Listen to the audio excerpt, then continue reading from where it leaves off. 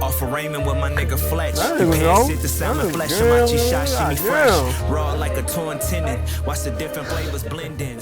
What's one lesson that you learned in the kitchen that applies to life? Pivot. Shit happens and you can't stay with it. Because then, like, you'll fall behind. Life will just keep fucking moving and you'll be stuck.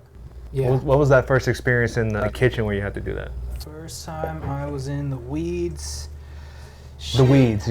Yeah, that's sorry. Weeds is just an expression where you can't see your way out of your troubled situation in your workstation. So it's like, you know, on some Mike Tyson shit, everybody has a plan until they get punched in the face. It's that shit. Right. And then more, because you have to get out of it. And you have to do it quickly, or someone is going to come and kick you off your station and potentially send you home or just send you to the dish pit because you can't perform in the restaurant suffering. Everybody relies on everybody. So if your station's going down, that means that now the person next to you and the person after them, so on and so forth. Domino effect. It's a domino effect, and it affects the entire restaurant all the way up until the guest walking into the door for their appointment or their reservation that they're on time for, but now everything's pushed back because everything's pushed back. Do you remember that moment, like when it first happened to you, what you had to do to get out of it? Man, it was a long time ago. Like, I'm talking about like 20 years. So probably at Roy's. Roy's was always really, really busy, and I worked a busy station there. I worked saute. Everything was like coming out of pans. So, you know, it's a busy station. I got out of it because I had to get out of it. You know, my fucking chef was on my ass, like yelling at me at the top of his fucking lungs. And it was an open kitchen, so the whole restaurant is looking at me get yelled at like a fucking idiot. And I'm just like, all right, fuck it. I need to do this, I need to do that. Let's reorganize. It ended up being something that I say to my cooks now. You know what you're doing, you know how to do it, you know why you're doing it. So just like take a second, like literally take a step back, look at what you have, reorganize it in your head, and then reapproach it. And then you go from there. I take that with me now. And when shit is going left unexpectedly in my life, I just have to take a step back, look at what's happening with that, and reorganize it best I can. I mean, that is how it applies to life, is understanding that things aren't always going to work out, but it's what you do when they don't that, you know, really, really matters. The resilience factor. Yeah, resilience, determination, like, you know, not accepting that you will fail, or that, you know, you're not going to let yourself fail in this particular moment because you don't have the time to learn that lesson. Thank you. Yeah. God bless. God bless. Yeah. All right, Torbjorn. When you hear the word home, what's the first meal that comes to mind? Danish meatballs and bok choy. That's like the meal that reminds me of home after my dad passed.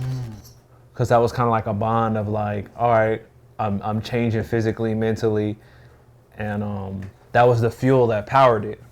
When I started eating healthier, like, nigga, I didn't know, like, what do you eat for meal prep and things like that, right? So I did know that it was protein and a veggie. So I had to explain that to my mom, because my mom was gonna cook me meal prep. This is before meal preps are going on and all that. She would make big batches of turkey meatballs, and she would make a big batch of bok choy, and I would just eat that all throughout the week. So that reminds me of home, of Altadena during that time, because home is now adjusting, living in a new city now, and even with this rebuild about to rehappen, Altadena is different. So like that home there's two versions of it now. So that's interesting. You know, I think about, like, there's all these different versions of home food, like when my dad was alive, after my dad passed, before the fire, after the fire, you know. And then when Jennifer moved in, how these things are changing, how my palate is always changing. Like home I'm getting like all these different tastes for home, from my mom's side, my dad's side, and from her side. So as traumatic as that sounds, I'm also very lucky to have that. Because a lot of people don't get to experience different versions of home. But when I think about that, like I always go back to the bok choy and the turkey meatballs because it was like a new evolution for me. Gotcha. This show wouldn't be possible without bok choy and meatballs, you know. Change the name of the show. You should bok choy and meatballs. EAE meatballs. All right. Follow-up question. What would you want your staple meal at home to be? Like, once your home is back, once you're, settled and you've made your house a home, when you have someone over, what do you want them to be like? What do you want them to take away as a meal in your home? I don't know, like tacos for me, like I feel like you can really fuck a taco up and you can also take tacos to the next level. Like one of the best tacos I had was in Tulum, like a regular old spot, right? Thinly sliced ribeye, home cooked tortilla just with the salsas, bro. Minimal, right? But there's all types of spots that have like all these different layers and these different things to a taco, and it can Very versatile. Yeah, and like for me, I'm like, man, like a good taco is like undefeated. Yeah. Like No, whether I agree. like at a taco truck, if it Tacos are a full spectrum. yeah, Full meal. In like Mexico, it's like after a long day's work, you go down the block and you go to your local taco dude, and everybody's gonna be there.